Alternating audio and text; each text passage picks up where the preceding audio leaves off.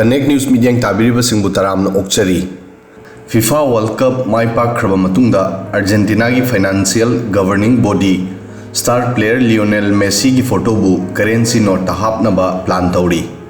Argentina की newspaper financial newspaper El फाइनेंशियरोना report अमा पब्लिश तौखरे। रिपोर्ट असिदा हाइकी बैंक ना जोकिंगली प्रोपोज्ड हाइबदी फागी ओइना मसीगी प्रोपोजल पीकी। ऑफिशियल सिंह ना वर्ल्ड कप फाइनल की ममांगदा मसीदा डिस्कस तौकी। एल फाइनेंशियरो की मतुंग इन्ना अर्जेंटीना की रेगुलेटर बैंक ना अहुमलक सुब ओइना लेबा असिगी हिस्टोरिक ओइना वर्ल्ड कप माई पाखिबा असिबु मार्क तौनबा मीटिंग अमा तौकी। करिगुंबा असुमना तौरबदी मेसी लेबा असिगी करेंसी दा फोटो प्रिंट तौबा अहानबा प्लेयर ओइगनी। रिपोर्ट मसी हाइकिरमी असिगुंबा बैंक नोट अर्जेंटीना की कलेक्टिंग स्पिरिट पु सपोर्ट तौगनी। न्यूज़पेपर असिगी मतुंग इन्ना मेसी की फोटो बु अर्जेंटीना की लिसिंग चप्पी हाइबदी 1000 पेसो की नोट प्रिंट तौनबा प्लान लई।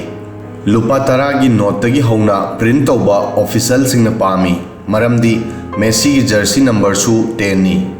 रिपोर्ट की मतुंग इन्ना कोच पु ट्रिब्यूट पीनबगी दमक नोट की मनिंग थंगबा सरुक्ता ला स्केलोनेटा हाइबदी लियोनेल स्केलोनी की लीडरशिप टीम की निकनेम ओइगनी। करिगुंबा प्लान असी थबक ओइना पांगथोकलबदी स्पोर्टिंग आइकन की फोटो करेंसी दा प्रिंट तौबा मसी अहानबा ओइरोय। मसी की ममांगदा 1978 ता अहानबा वर्ल्ड कप माई पाखिबा अमदी फॉर्मर प्रेसिडेंट जुआन डोमिंगो पेरोन की नुपी इवा पेरोन की 50 सुबा डेथ एनिवर्सरी बु मार्क तौदुना कोइन प्रिंट तौकी। न्यूज़ असी लाखरबा मतुंगा सोशल मीडिया दा मेसी की फोटो वायरल ओइकी।